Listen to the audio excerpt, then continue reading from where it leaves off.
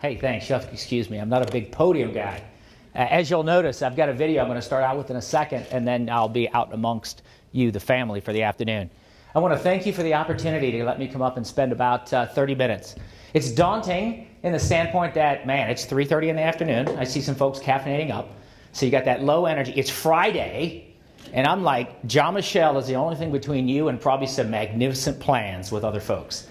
That said, when they gave me this great privilege to come and spend just a few minutes with you, talking about project management, if you heard just a little bit about my background, my whole career seems to be managing some form of project. And I said, well, what do we have in common? Clearly, you're not going to be successful in the terms of being a project manager unless you're really effective at being a change leader. I'm passionate about leadership. My whole life has been dedicated to creating leaders and to trying to be the kind of leader I'd like to be surrounded by myself. So what I've presented is a couple of simple takeaways in this presentation I'm going to share with you. Is that fair? I've integrated some videos. I teach in a lot of places, but I'm a firm believer.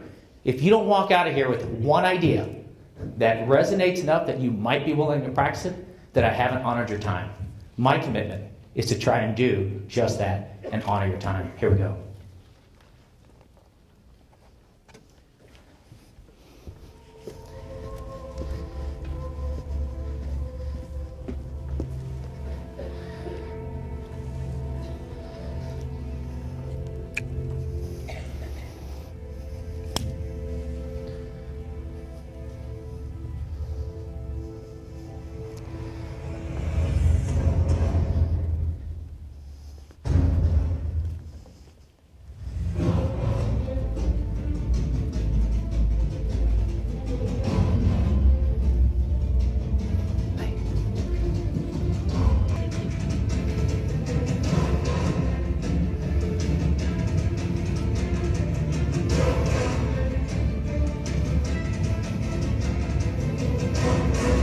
Forgot my clicker.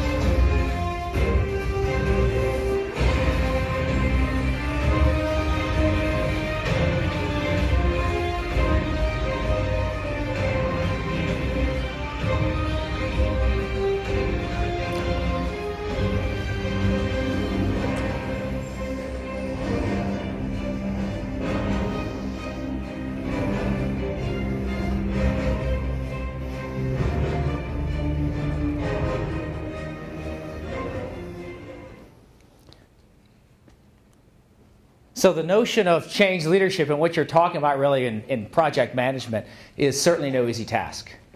But it really is where we see all the dimensions of leadership that are required. You talk about communicator, effective consensus builder. A whole set of skills have to come together beyond just thinking and being able to pencil out from A to Z what a desired future state is.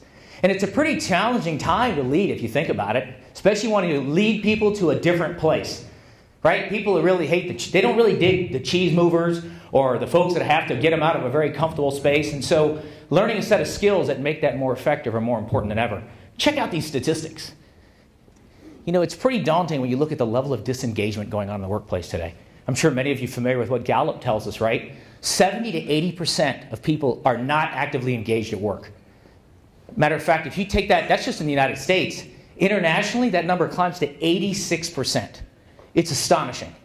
And when you add all these different things, it's more daunting than ever. So it requires a different set of skills, a very intentional set of skills. The skills that say you've been learning here. Now, there's two specific things, right? We've got this so socially it's dynamic to get people engaged, and technologically, oh my goodness, it's more difficult than ever. Just trying to keep up with the rate of technology change. I don't have to tell you that, right? Heck, if you just try to keep up with downloading the apps on your phone, we have to keep getting bigger phones. And then now try to integrate that in business and what that means and the various dialogues and dialects and all the things that you have to stay on top of. So we have this confluence of a socially challenging space And then we have a technologically challenging space. So you look at this. I call it, the Uber syndrome. How many cab drivers do we have in here? Probably not many, but maybe you did it once. So think about that industry. For a long time, they sat in something that they got pretty comfortable doing. And then Uberization occurred. And what we see there is a perfect example of what happens when we sit static for a long time because other people are constantly looking for ways to drive business in a different direction, a better direction, a more efficient direction. I actually think that's why you're in this program. You're some of those people that want to find a better way to do things. That's why we call it program management, why we really talk about change leadership. So this is an example of the disruption that can occur. So as I said, probably like some of you, I've spent my whole career leading change, not just managing it. And what you see is for every 10 companies that actually start on some form of trying to create to get to a different space, check it out. 30% of projects are usually canceled within the first several months. They just either go too hard, don't have the commitment, not going to get there, can't get the people on board, done. Well, when you keep dicing these numbers, what you see is 70% of every single change management effort is going to fail. Yikes. So when you're talking project management and what it takes, 70% of them. When you continue to dice that, you realize that virtually every single project comes in over budget and over schedule. So that leaves what? The 10th percentile. Here's something we've discovered for those of us who actually spent, again, a great deal of time here. Being in that 10% takes a specific set of skills and attitudes. And what it means is it's not sufficient to be great technologically anymore. Leading a project where you're just integrating a new computer system, got it. That's somewhat predictable and you can build a path. But I don't know the last time that we do things just in technology without involving humans. So often we find ourselves at this confluence between having to manage the technological elements of change while remaining very conscious of how can we be effective in the social dimensions of change. Here's 3 simple rules. What we find is this is when we get down to the practical things that we find the most effective change leaders, change managers, project managers, and any other label you want to put on it, they know these things. They know that human beings are inherently driven and attracted to something that's good and positive. We know that our words carry a lot of weight. And we know, most importantly, that we create the world we pay attention to. Now, I would suggest that the program you're just completing, or in the process of working on, is a function of trying to create a world, a different kind of place than exists today, and compelling people to join you in the mission to actually get there. That's what's cool about it. And when you're intentional about a couple of things, it makes the journey a little easier. So what I'm going to share is my own experiences and just 3 very specific applications of this concept. We could keep talking about inspirational stories and all that, but I believe, to honor your time, I want to give you 3 practical applications that I've seen work personally. And again, I've been very fortunate, 3 times for the department, various parts of the world, to lead 3 large-scale, multi-billion-dollar efforts, and every one of these principles had a really big play. My commitment is to prove it to you in the remaining minutes.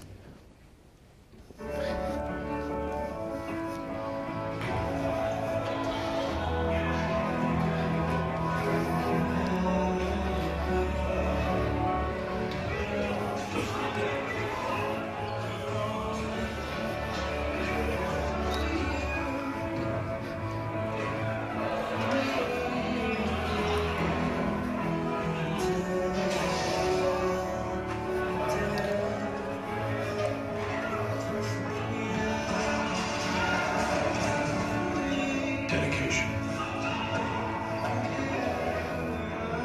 Loyalty. Next week, buddy. Friendship. Now, for those who recognize this video, I admit I didn't just like it because it was a Guinness video. Okay, that's good. What I loved about it is I was like, okay, great, this is like Paralympics, or folks are out there and that's awesome. And then they stand up all but one. And what I realize it's a perfect exemplar of this rule that I think is so powerful called creating coalitions of the unlikely. Bringing people together in some form or fashion that you normally would not hang out with is a simple definition of that. So we have certain tribes we hang out with, we have certain spheres of influence we hang out in, and usually it's people who talk like us, have experience like us. Again, they're just comfortable. What we find is you can't take your game to the next level unless you're willing to actually reach out to create a coalition that isn't like you. that brings to bear a different way of seeing the world. Check out these statistics. This is a sense I'm talking about inclusion. How do we think in terms about who can I include in leading this organization or this project to success that is not at the top of my normal list? So you see the numbers 8 to 1. That's pretty self-explanatory. And you see 11%. But what's important is the last one. Now, if I ask folks in here to raise a hand if you know about the power of using your strengths and getting other people to use their strengths, every single person would say, yeah, John, got it. Been there, heard it. What's different about this is how do you really create the conditions for people to contribute their strength toward a cause that you're moving towards? Here's what I mean. Here's my story from just the last year. So August of 13, I had the great privilege of taking over NATO's efforts as the commanding general over 14 nations, and we had one very specific goal. That goal is build an independent, capable, sustainable Afghan Air Force in an active war zone. Now, again, no show of hands required. That is a daunting task. Perhaps the coolest part about it is never successfully been accomplished in history. Not on the scale and the scope we're attempting. So when we arrived, this little project had been going on for 4 years. And so having the great privilege to come in, I said, let's take a snapshot, or as is, much like you're going to do. Well, we have to be real about what are the current conditions that we're facing, and then you map that about where you want to go. There was our as-is state. The top left says that we still had a whole bunch of complex capability to lay in the theater. The top right says the things that are green are the things our Afghan partners were capable of doing in their Air Force if we left. Yellow would start to diffuse immediately, and red is we hadn't started. Okay, so what I want you to take away from that is we were 4 years into our project. We clearly had a lot of work to do. Bottom left is talks about how many people we needed, and bottom right says, how much is this Air Force going to cost? What I want you to take away from this is, in this static snapshot, one I didn't tell you is President Obama had just made a decision to accelerate our departure, to reduce the amount of manpower that we had in theater. So our plan to build an Air Force for the next 7 years became a plan to figure out how to build an Air Force in 3. So there's your as-is state. So we picked this and go, wait a second here, what's the greatest challenge we see up there at the moment? And the one that we focused on was money. How many people in here, and again, no hands required that the world goes around with money? If you're managing a project, it's pretty significant that we keep in mind the resources we have available. And in this case, we didn't have a real sense. So we started to go, well, what's driving our cost? What you see in the green bar is the fact that we were building an Air Force all on the backs of contract maintenance. It is Afghanistan. The reality of having contractors there long after the coalition presence is not realistic.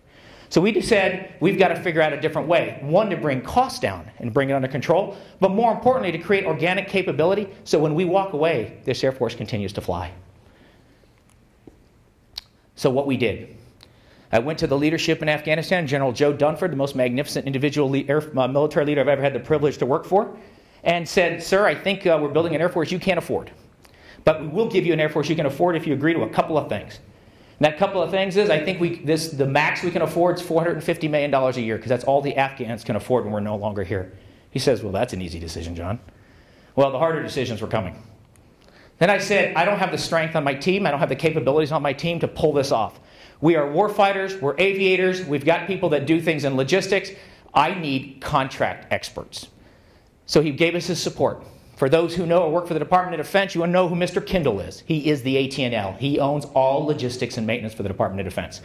We called Mr. Kindle and said, sir, I need 12 to 14 of your best contract writers, and we are going to look at every single contract in Afghanistan for this Air Force. We're going to find out a different way to do it faster and cheaper. And he says, okay. 8 weeks later, a dozen people got off a plane and they joined us in Afghanistan for a period of 3 weeks. They laid side by side every single contract. And in that, what they'd found is the contracts, some had been written, you know how this story goes, 3 years ago they made sense. Today they don't make sense. A lot of the contracts weren't aligned to the new future or the new timelines. So what did they do? They actually figured out a way to put them in line with the plan that we'd created. We found 90 discrepancies they fixed. They rewrote the contracts that didn't work, and here's the part for every American taxpayer here you're going to love. In that period, we identified $1.1 billion in savings. Yeah. Simply by inviting different people. Again, people from Washington, D.C. hallways who one day were walking the Pentagon that the next day got a memo saying, you're going to go hang out in Kabul, Afghanistan with Jon Michel and his crew. But they had the right strength. And we got the right willpower from the boss to bring them in. And we were able to right-size the contracts and set the Air Force on a trajectory that it previously wasn't on. Now that wasn't enough. I wanted to codify these behaviors and wanted to make sure the other areas that we could do this. So then we contracted with the UCLA Anderson School, and I got 5 MBAs and said, I need you to figure out how we don't get back into a position so when we leave, the people after us can go back into a state where these contracts fall into being out of alignment. And they did that. On top of that, they identified several more areas to save dollars, and another $300 million was saved. UCLA Anderson School, 12 contract specialists from the Department of Defense in Washington, D.C., all working for one cause in Afghanistan, a coalition of the unlikely. That's externally. So my challenge to you is, who externally, when you undertake something, might not naturally come to mind that has the strength you need to pull off your project? But you've got to do something internally, too. Now, you see this first one. I told you that we had an Air Force. To sustain an Air Force, I need maintainers. You know, for we pilot types, that's the easy job. Push button, do thing, airplane turn on, go fly, awesomeness, turn airplane back in. It's the people who do the real work are the folks that keep the supplies coming and, more importantly, who turn the wrenches on that plane. So I asked my team, how many maintainers, Afghan maintainers, do we have trained? It was the easiest number to remember I've ever received. 0. So let me understand. Rewind. 4 years, we have 0. And we need how many? About 1,500. And we have how long? 3 years. You got the math. So we said, okay, clearly we've got to find a different way. So what we did here is we started, and you're very familiar with value stream mapping. The name wasn't important. The process was. We created a 3-day event. We started with maintenance. We did 12 of these. Myself and the Chief of Staff of the Afghan Air Force would kick it off. We said, here's your charge. Let's find a way to create a path to develop maintainers that the Afghans are comfortable with and they can sustain. The second day of the conference, we asked a very interesting question to our Afghan partners who'd been there with us, and says, how would you, so first day, stickies on the wall, as is state, you get it. Day 2, Afghan partners, how would you do maintenance? These are the words I'll never forget. Quote, in 4 years, no one's ever asked us that question. So it's not an indictment on the system. There's a lot of things going on. What it goes to show is how oftentimes, or how easy it is to lose sight of the fact of who we're serving. We were there to build the Afghan Air Force, not the U.S. Air Force in Afghanistan.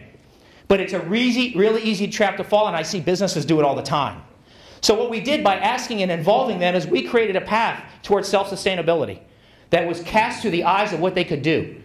So that was the first thing. The second part of that is we said, you've been flying some of these airplanes for 3 decades. How might we find a different way to honor the skills you already have?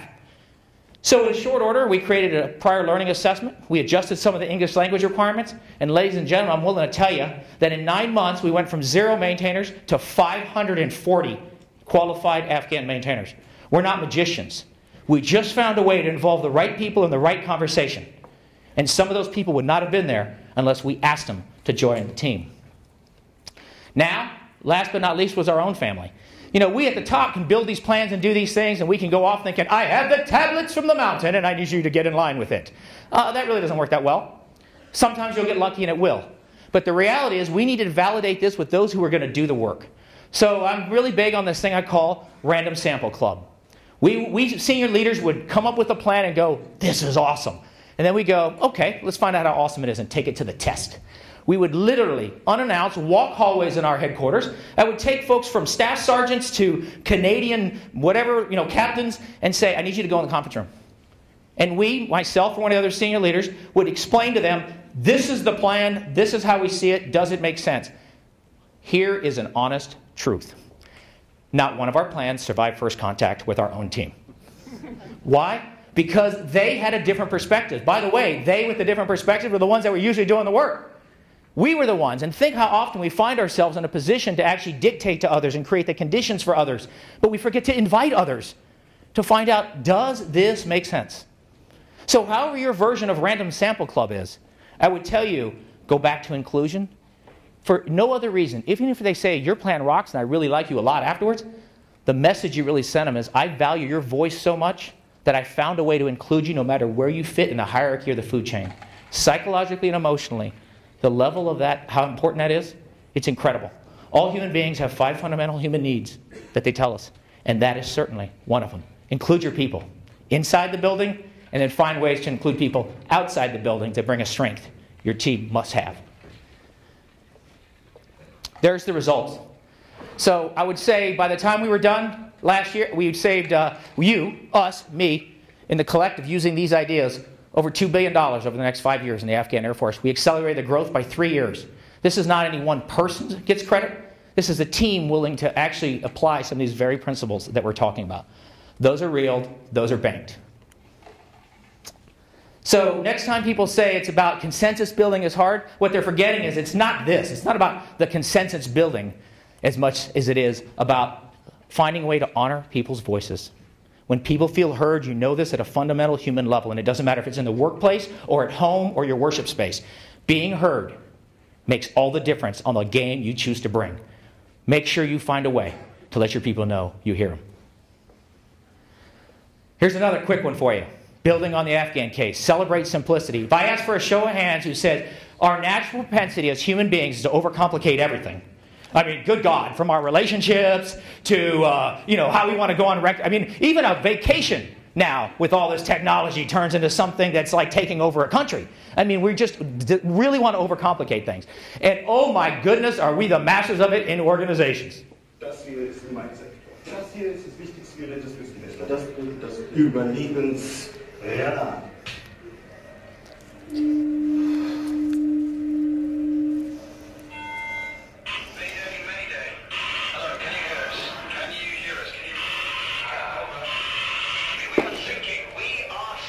Hello? This is the German Coast Guard. We're thinking. What are you thinking about? You know, we laugh at that, but have you thought about how many times what are we thinking about? I mean, we talk past each other. We don't really know what's being said.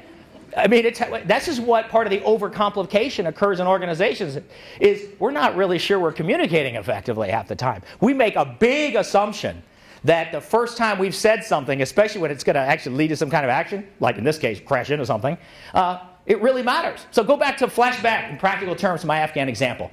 I showed you this chart, and we said, okay, we got to go faster and do some things. Well, what this shows is snapshot left where we were time and space 2013. If we left that day, that's all the Air Force they have. Look, you don't have to be a genius to figure out that Air Force isn't going to stay glued together very long. So we said, how do we conceptualize a path that in the next 15 months, we move the goal markers in? Rule 1. We have a tendency when you think really far out, people, we kind of fall in this, oh yeah, we got a lot of time. How many times have you heard it? Oh yeah, that's 2 years away. The problem is, unless you can bring the goal markers, you can at least make out their faint view on the horizon in terms of what your immediate place you're moving to, humans are going to keep falling in this trap. So we said, we're going to move the goal markers in. And we moved them to the end of 14 because we knew we were going to be there. And we said, I brought everybody in and I said, here's the deal. If we were going to find a way to do this, to achieve as much capability as possible under the worst case scenario in a year, what would we do different? And this is what we came up with. We ended up changing where we were going to do training for a whole airframe. We ended up looking through every decision we made and realized that we signed up to a lot. And when people change every 9 to 12 months, very well-intentioned ideas stack up. How many times have you inherited places where we have a series of unexamined assumptions about what we think is required to carry into the future, and we blindly do so? So we had a rucksack with about 500 pounds worth of work in it, but we didn't have enough people that could carry that kind of weight across the journey. We didn't have the money to do it at the time. So we started Xing things out. And we started a challenge. What if we don't do airdrop at night? Is there a really good reason? And what we found is a lot of these things started to fall off on their own. They were nice and they were great if we had 50 years or we were the United States Air Force. But we had to remember, we're serving the Afghans. We have X amount of money and X amount of time. And what happened when we started to simplify our own design is the chart to the right just started to emerge and the colors changed because it did a couple things for us. It allowed us to focus on fewer things and go deep. It allowed us at the same time now to unencumber things that really had negligible return on investment for us. And over time, we were able to accelerate the growth of the Air Force. This idea of simplifying. But let me give you some tangible examples of how you do it in your own space. You know, I'm a big fan about expectations. One of the real reasons people struggle with change is they're unclear what you expect of them. Matter of fact, every time I meet with leaders, I say, if you're not writing your expectations and you're in charge of a group of people or responsible for a group of people, you're not serving them as well as you possibly can. Written expectations give people the clarity about what you want from them, and it should just as much tell them what they can expect from you. Make expectations clear, and that's a form of simplicity. The second one there is practice a nice no. I get about being nice. I love being positive. I teach whole classes on positivity. But that doesn't mean that you just accept things just because you want to make someone's feelings be bad. You know, you want to hurt someone's feelings. The other part about accepting the nice no is knowing when can we only focus on so many things at any given time. A clear sense of priority. You're all in a program to supposedly make that an art form, right? You're supposed to be artful. And if equal part of the art is saying, I'm holding the line on this, but here's the nice part of no. Having enough respect for the human being that is asking you what they want you to do and actually being able to respond with a little bit of the logic or the understanding why you cannot do it either now in time and space or why it doesn't necessarily fit here. That's not a lot to ask. The nice no allows folks to actually deal and get closure on an issue on both sides and move on. And don't let your rucksack, to use Army parlance in honor of my friend Dave over there, to be 500 pounds when you can carry 300. And last but certainly not least, oh my gosh, reducing levels and increasing spans. I always wish that I had the ability to create some mechanism to track like they have with those underwater. You can trace something how deep it goes under the ocean. I'd love to do that with how long it takes for a memo to go from the C-suite down to the people who do the work and trace the amount of levels it goes through, how many hands it touches, how much confusion it causes, how many, wouldn't it be fascinating? I mean, it would be full of fascinating to understand because we have a propensity to, especially in bureaucracies, we love our levels. Oh my God. We stack in the vertical like when we're little kids. It's one thing to do it with, with blocks. It's a whole different thing to do it with stacking humans on top of each other and levels. This is why, it's become so popular to go horizontal. Flattening is the opposite of this, right? So when I look at a project, here's how this practically applies. I come in and go, have I done everything I had to have a really flat structure that's really deep across its base? Have I done everything I can now to make sure I only have the right things that I'm carrying on this journey and nothing more? And more importantly, does every single person have such clarity about what I'm asking to do, they cannot be confused. Practical application of all three of those come together. I write it down, I hold the line with respect, and most importantly, I choose to go wide, not deep. What's the most inspiring thing I ever said to you? Don't be an idiot. Changed my life. Whenever I'm about to do something, I think, would an idiot do that? And if they would, I do not do that thing. Don't do that thing. Don't make it more complicated than it needs to be. All right, we're going home now. Here's number 3. I love this one. Okay, I think, so a fascinating experiment was done years ago. They brought in 60 management teams from all over the world to do a 3-day summit, much like this. And they said, here's what we want you to do. We need you to do some strategic planning and match against budget, and then we're going to break you up in these 60 different teams, and there's going to be some folks that are going to be really quiet. You're never really going to see them, and they're going to look and just kind of see how things are going. And at the end, then, we'll let you know how you did in your goal of accomplishing in 3 days some clarity towards a project. Sounds familiar. So they did that. And after 3 days, they racked and stacked everybody. And they came out and they said, we have 3 clear groupings. They said grouping number 1, exceptional. They did an exceptional job in not only achieving the strategic objectives they had for planning, they were able to map budget, they were able to come up and just far exceed what the expectations were. Superb. Then they had the average kind of Joes. They accomplished what they were supposed to accomplish. They met most of the objectives, and it was good. And then they had the last group who we think were still kind of fist fighting, poking around at each other, started some of the tasks, but really significantly underperformed. And so they asked the researchers, and what they didn't realize is these researchers were really just one thing, communication experts. They said, what accounts for the difference between the high-performing teams, the average Joe teams, and the low-performing teams? One factor, the way they talk to each other. What they found is in the high-performing teams, the ratio of words that they use is an average of 5.6 positive words to 1. The highest performing teams found ways, and what happened is in a place where people were innately offering things like great question, ways to keep inviting into the conversation, they beat everybody else. On the average team, they use an average ratio of 1.85, or 2 positive words for every negative words. And what they found is they did okay. Didn't actualize at the same level. No other conditions were different. And then the super underperformers, they had a ratio of 0.35 to 1. 3 negative words for 1 positive word. Who's signing up for that team? I mean, people are like checking out, hiding under the desk. They're like, I am out of here. And you've seen that behavior. They're like this, and they're all in, and a little bit into the conversation, they're like looking over there. They're on their phone. They're looking for some excuse to go, shave their dog. I mean, they're out. One issue, positive communication. I teach a lot of classes in these areas of applied positive psychology, and what we find, it's usually the simplest things. So it's great to celebrate simplicity and do those kind of things, right? It's great to be able to get a pretty clear-eyed view on how you build a coalition of the unlikely. But if you want the best one of all, it's this one. And by the way, it doesn't just apply at work. So John Gottman, who many of you may be familiar with, tried a similar experiment. Except what he did is he took couples in and he says, I am going to predict with great accuracy, before someone gets married, who's going to stay together. People are like, no way. Not going to happen. He says, watch. So what he did is he brought couples in and he videotaped them. 15 minutes, usually around a single question that's usually controversial. Money. And he didn't do anything. He just put camera on, couple sit, ask money question, tape. Did this with scores of couples. Came back many years later, and you know what he found? He had predicted with a greater than 86% accuracy which couple were going to make and weather the storm and were still together. You know what the one factor that determined the couples that were still, whose marriages were still thriving from those who weren't or had fallen apart? The way they talked to each other.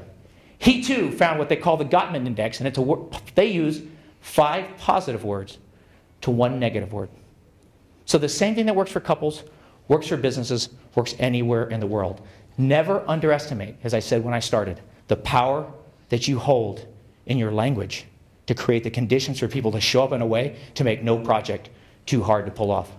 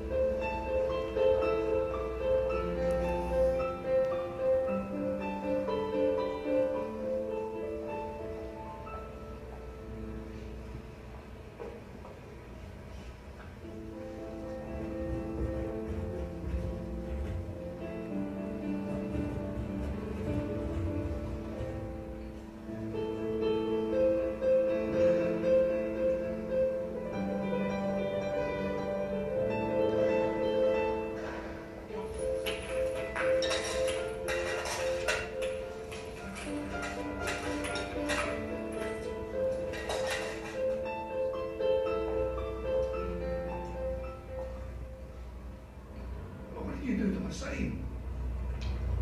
I wrote the same, but different words. Excellent.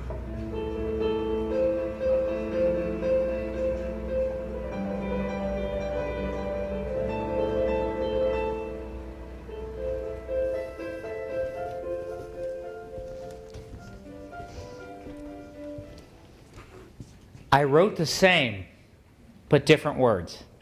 Every single one of us carries in us everything we need to create the conditions for success, not just for ourselves, but for those around us. When we show up very intentionally, when we show up in ways that makes inclusion something that we demonstrate we value, and we look for ways to invite others that normally aren't like us into a conversation, that's the difference between making a left and going down the path of average, or making a right and going down the path of excellent. Thank you for your time today. It's been an absolute joy being here.